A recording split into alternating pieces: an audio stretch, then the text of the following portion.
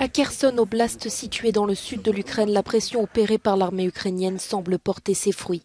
Potentiel signe le retrait observé de drapeaux russes sur des bâtiments officiels de la région occupée. Un dirigeant pro-russe a indiqué que les forces de Moscou allaient probablement se retirer de la rive occidentale du fleuve Dnipro et dans une énième tentative, il a aussi prié les habitants de quitter les lieux.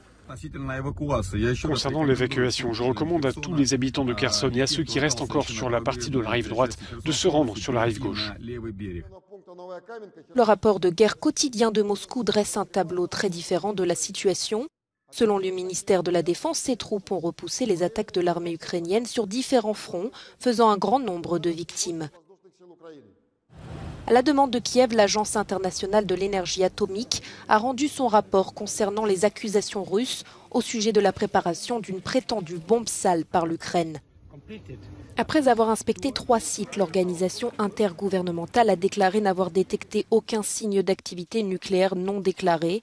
Le ministre ukrainien des Affaires étrangères s'est empressé de réagir dans un tweet en indiquant que la Russie avait confirmé son statut de premier menteur mondial. Dans ce contexte, un nouvel échange de prisonniers a tout de même eu lieu. 107 soldats ont été libérés des deux côtés, dont 74 militaires ukrainiens ayant défendu l'aciérie de Mariupol et 65 soldats capturés par Kiev dans les territoires annexés par Moscou.